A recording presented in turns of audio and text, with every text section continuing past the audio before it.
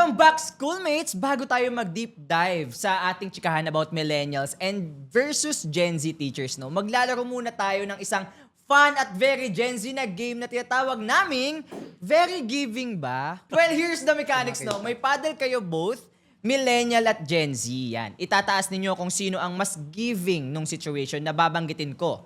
Namin, of course. Tapos, quick explain lang kung bakit sila ang binoto ninyo. Walang personalan. Pero, pwedeng magparinig kay Bal. Very light lang. Oo, very light lang. Okay, simulan na natin. Huwag na natin Ay, patagalin pa. go, attack. Sino ang mas giving meme lord sa pagtuturo? Meme lord, parang amat sa Ikaw loob na pala. Oo, Oo, ako palagi gumagamit ng memes. Oo. Siguro kasi, hindi naman dahil adik ako sa memes. Hindi talaga. Actually, victimized nga ako ng digital divide. So later na lang ako nagkaroon ng cellphone. Pero dahil kinakailangan ko ding aralin yung psikolohiya at karanasan ng mga bata, kailangan ko mag-adapt. Totoo. Kukunin ko yung mga karanasan yun, tapos gagamitin ko siya sa mga comedic skit ko. So, Yes. mas komedyante talaga ako as a teacher but not as a meme lord. Ginagamit ko lang yung mga meme bilang materyales doon sa mga skit at discussion ko. Yes, kaya that's why kinakagat din siya ng mga estudyante. Correct. Eto naman, sino ang mas giving stressed sa Canva at technology na energy? Stress Siya din siguro. Hindi ko sure kung... Hindi kasi ako nagka-Canva. Oh, nagtuturoan sila. So, May Sir collaboration. Emil, Nagka-Canva ka ba, sir? Microsoft May collaboration PowerPoint nga. pa rin ang gamit. Ang gamit ko Microsoft. Sabi ko Ay, sa ko alam inyo. sila. Hindi talaga ako marunong mag-Canva. Hindi ako magaling mag-edit. Nakakatawa nga yung mga PowerPoint mo. No? sila Kuromi. Sila Benten, Sila sila Benten. Gwen. Kasi sa teaching talaga may standard yung paggawa ng PowerPoint. Pero nilalabag niya lagi. Pero mas maganda yung nakikinig sa kanya. Diba? Break Alam the mo yun? norms. Ito yung principles of design. Ay, hindi. Eto ako. Ito ang prinsipyo ko. Tumigit kayo dyan. Ayan, okay. Sinong mas giving na pa-overshare ng love life sa klase? Siguro. Ay, Baka tayo. Oh, sige. Unahin na natin. Sige. Unahin na Gusto natin. ko marinig yan both. Sir Oo. Emil muna. Go. Ayan. So, ayun. Ang akin kasing misis, kaklase ko po yan ng first year hanggang fourth year high school kami. Yun, no? Kilala niya na ako, alam May niya ang pang aking reels pagkatao, simula nang ako'y bata. Kaya naman lagi ko din sinashare sa mga students ko.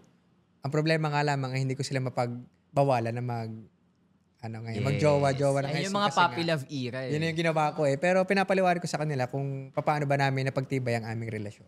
Wow. Ikaw naman, Sir Jai. Hindi, charot lang. Hindi talaga. eme lang yun. Hindi. Hindi ako naniniwalang eme lang. I mean, gets naman kung bakit. Pero, iba rin ang kapal ng mukha. Nakakainis. Hindi, charot lang. Hindi talaga. Pabiro or mas pabiro or yung gawa-gawang mga once upon a time stories. To get their attention yung mga ganyang love story na mga keme-keme. Pero, hindi talaga ako ganun ka-open sa kanila. Mga kwento lang. Gets naman. Oo, Okay. mga peking kwento, mga wansa. Mga fantasy lang. Okay, sige, next question. Sino sa inyong dalawa, sa tingin ninyo, ang mas giving na sumayaw ng mga TikTok trends with your students? Hindi ako masayaw. Really? Hindi. Ikaw! Sir Emil. Kasi ang mga bata po yung naghahanap ng konting, alam niyo yun. Kasi uso naman talaga ang TikTok. Yung mga Yeah. trending na videos. So gusto nilang itry namin. Kumbaga, isa na rin siya para meron kaming pagkaabalahan. Parang bonding, no? Pabanding namin. Actually, ano nga yun eh. Ayun din yung question ko sa mga content creators na teachers. Kasi nahihiya din ako, nung nagtuturo pa ako, nahihiya din akong isama yung mga estudyante ko sa video. Kasi sinabihan ako naman kasi, uy, wag mo isama yun kasi mga bata pa Kasi sila. may data privacy naman kasi talaga. yeah. Especially Naman sa basic education. Yes. Oo. Sino mas giving terror pero iconic aura? Hindi ako yan. Terror. Eme lang yung terror-terroran ko. Yung mga boundaries nyo, nakakalimutan nyo mga boundaries nyo. Una sa lahat, hindi ako nag-tauhan dito para maging rawat. Ako naman madaling mag-expired. Mga mukha niya. Hindi ako ganon. Ikaw, sir. Ganun. Madaling mag-expired yung akin eh. Mga 2 weeks lang. Wala na yung terror na Hindi talaga. Hindi siya nabababad. Oo. Kasi, Actually. yun. Pero sino sa inyong dalawa kaya yung parang yung papatol sa comments, gano'n, na vibes? Sino sa Ay, tingin ninyo? mapagpatol ako sa comment. Hindi ako. Oo, nakikita Ano ko siya yan. sabi mong hindi maganda suot ko? Palibhasa wala kang tatay. Palibasa wala ka. Neglected ka sa family mo, kaya Kaya pinaproject mo sa akin. kaya pinaproject mo sa akin yung hatred mo kasi boring yung suot mo, kaya ayaw na ayaw mo yung suot. Kaya ganyan. Eh, itsura mo, mukha kang hindi professional, keme mo. Tingin mo, natutuwa kami sa suot mo. Gusto ko yung neglected. Shoutout sa'yo. Kasi kilala mo na yun. Meron pala. So, real life experience pala to. Yes. Mapagpatol ba ako? Siguro sa pag lang, mataas lang din amats ko. Mapagpatol. Kumbaga pag nasa mood ka. Oo, ikaw sa mapagpatol ka ba? Pagka binabastos na ako sa comment section. Kasi, alam niyo yun, dami kasi nagchat-chat, nagko-comment. Nababastusan ako. Kasi baka makita ng mga bata. Actually, oo. Sinong mas giving last warning na talaga to? Everyday. Wow! Last deadline na tatanggapin ko yan pero may minus na. Kaya ako gumagawa ng grade niya. Sino? Hindi ako, hindi. Kung alam niyo lang, masyado ako makonsiderate sa bata. Wow, sana Batang pinagsiset ko ng deadline, batang pinagsiset ko ng mga consultative na mga collective decisions sa classroom para maging responsable din sila sa mga decision nila. Paborito ko yung mga ganyang prof eh. Yung Sila yung pinagsiset, sige, kayo mag-set kung kailan yung deadline niya. Pero pag hindi nila na-meet, no extension. I'm sorry. Pero dumadating ba sa point, sir, na na biglaang ito yung deadline na? Yung biglaan yung parang binigla ko silang, Oo. ay hindi naman. Ay, wala. Kasi Ay, paborito ko na natatakot si ko sir. ma-reddit ng mga bata. Actually, Hindi uso kasi naman. yun eh. Hindi, saka tinuruan din yung mga bata na maging matapang, na maging objective din. So, the institution ng school namin, parang binavalue din nila yung student evaluation. So, hindi Yes. ko siya ginagawa. So, kasi alam ko yun na. Kumbaga, kita-kit sa mental health break. Oo, ganun. Correct. Oo. Pero syempre, di ba, as teachers, kayong dalawa, hindi nyo naman na iiwasan na mapagalitan ninyo yung mga students ninyo at certain times, no? So, sino ang mas giving the energy na mag-overthink kapag napagalitan niya yung mga students niya?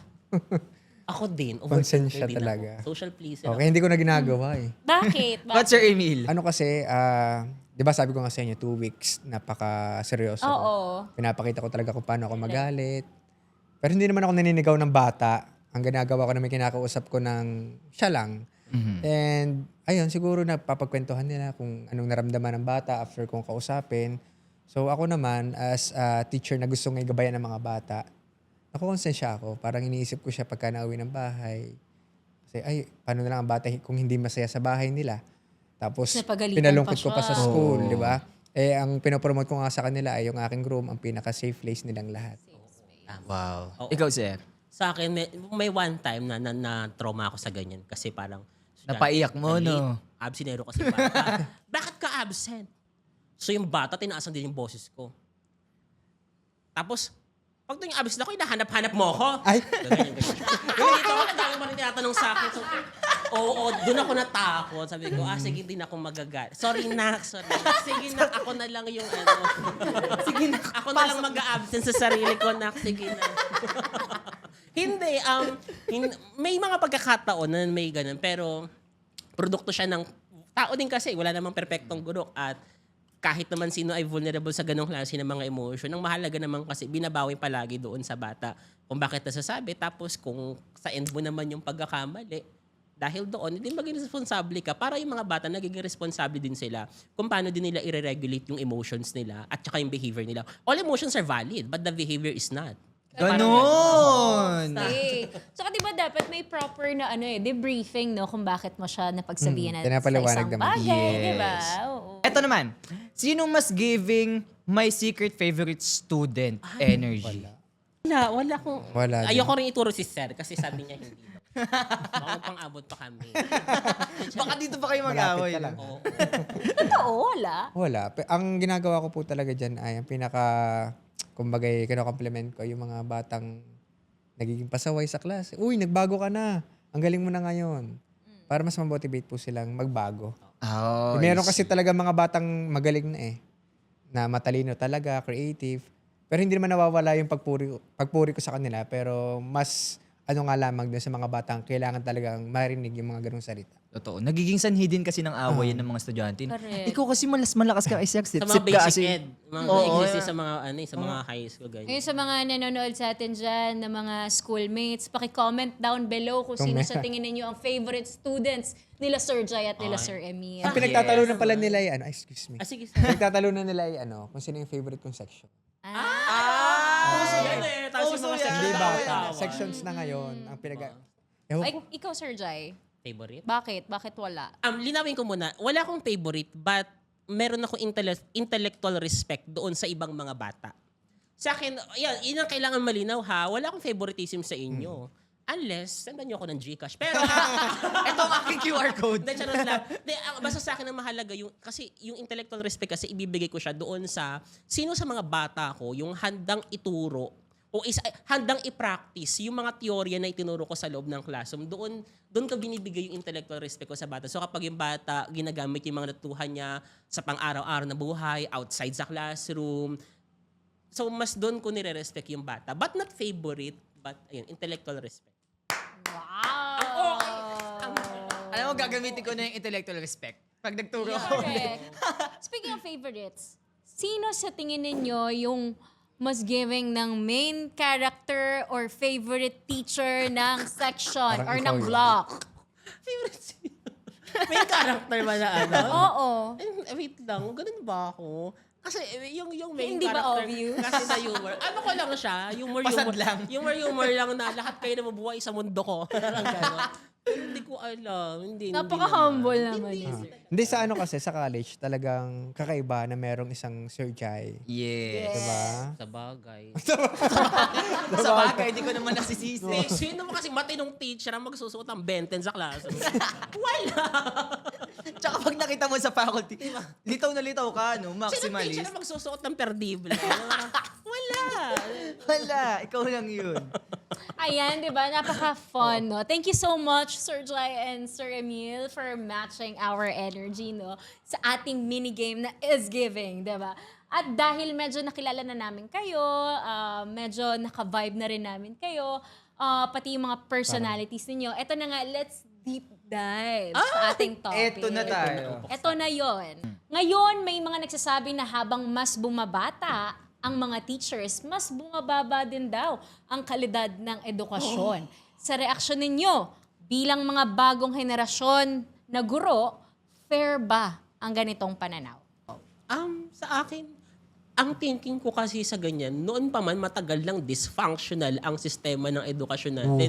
So regardless kung anong henerasyon yan, no, makikita may manifestations na may malaking krisis sa edukasyon. Hindi rin naman nila pwedeng sabihin na yung mga bata, bumababa ang mga tutuhan. Kasi kung ganun din naman ang logic natin, di ba marami rin naman mga matatanda ang naniniwala sa AI, sa mga fake news, sa distortion. Pero syempre, hindi naman natin yun parang gagawin kasi nga nakikita natin na lahat naman tayo ay produkto ng systemic na matinding educational crisis noon pa man. Noon pa man Yes. existing ng miseducation sa Pilipinas. So regardless of your generation, makikita mo yung kakulangan na yun. Ikaw naman, Napakadaming factors talaga nakaka-apekto naman sa pagbaba, 'di ba? Ng competencies ng mga bata. Unang-una ang kung saan ba sila lumaki, family, environment. So bago pa sila papunta sa mga teachers, talagang yun muna. Kung hindi sila naturuan dong bumasa, magsulat ng tama, 'di ba? Ay pagdating sa high school, college, talagang alam niyo yun, hindi tumataas yung yung kanilang abilidad sa pagiging estudyante. Actually, ayun din yung follow-up question ko sa iyo, Sir Emil. Kasi, syempre sa mga high school, no? Since, di ba, dumaan ng pandemic and nagka-online class. And syempre yung mga bata is hindi natutukan, especially sa mga elementary days na tumalon ng high school. Some of them, they don't know how to read. They are not literate enough para tumungtong sa high school. May mga encounter ka mga students na don't know how to read and understand what they're reading. Yeah, madami. Actually, sa public talaga yun ang pinaka-problem namin. Kaya naman napakadami naming programa ngayon, kahit bakasyon, para lamang makagabayan natin ang mga batang hindi nakakabasa at hindi nahihirapang umunawa. So, ayun po. Siguro po dahil din ng pandemic nga, at the same time, nagtuloy-tuloy na rin ang kumbaga, hindi tamang paggabay ng kanilang mga magulang. Okay? Ayoko kasi laging sinisisi ang mga teachers. Kasi, Totoo. lagi namang, ba't laging teacher kasi? Ganito. Doon pumasok sa school na yun. Totoo. Hindi siya ganun. Yes. Halimbawa, papasok ang bata. Imbis na pumasok, kailangang magtrabaho. Diba? Isa yun sa factor na talaga nakaka-apekto sa Mga Totoo. Well, given the circumstance, no, the pandemic days and the illiterate students that don't know how to read and understand what they're reading, ano naman yung take nyo sa batas na bawal mambagsak? Sir Yung Jai. syempre hindi maganda yung effect na, nagigets natin yung pinanggagalingan kung bakit bawal mambagsak. Kasi nga nakikita natin dito na biktima yung mga bata, biktima yung estudyante, na parang hindi naman nila responsibilidad din kung bakit hindi rin sila totally natuto. Kasi again, at the end of the day, pananagutan nating lahat yan, ang lahat ng mga bahagi sa lipunan mula sa pamahalaan, sa mga principal, sa community, sa mga barangay, sa mga magulang, sa mga teacher, lahat yan ay may pananagutan doon sa pagkatuto ng bata. So kapag ang bata hindi natuto, hindi palaging kasalanan ng guro. Pero ang nagiging ending kasi dito at ang masakit dito, teacher ang pinagde-decide kung dapat bang ituloy yung isang batang kahit maraming learning gap sa kanya at iakyat siya ng grade level. Teacher palagi yung nasa ganong klase ng decision making na at some point, hindi rin siya fair sa mga guro kasi tatanungin, bakit, halimbawa, di ba sir sa sa basic ed, public talaga. bakit anong ginawa mong intervention, bakit hindi mo kineme, bakit hindi mo pinuntahan sa bahay? napakadami. Hassle pa, no? Ma'am, hindi ako, kasi Superman, utang na loob. Mama. Tsaka of course, syempre ang hirap kaya i-twist ng mga grades. Kung akala nyo lang no, sa mga schoolmates na nanonood dyan, eto na ang plot twist. Yung mga nakikita nyong grade sa card ninyo, hindi yan yun. Hindi yan ang Hindi yan yun. magde-define. Kasi yung Okay. iba, nire-roleta. Wheel Tingin of sa Names. Yes, kaya Exhibit diba? Kaya mahalin nyo yung mga teachers ninyo, especially sa mga alam nila na nahihirapan sa school. Mahalin nyo yung teachers nyo no, na gumagawa ng effort para bigyan kayo ng sapat na grade at umangat ng grade level. So, 'di ba? Mga Yes, ganung bagay. Kasi correct. may mga students na reklamo pa sa mga sa mga teachers nila na, "Sir, bakit po ganito lang yung grade ko?" Kung alam mo lang na ang totoo mong grade, tatahimik ka. Saka kailangan din maintindihan ng bata na wag hindi...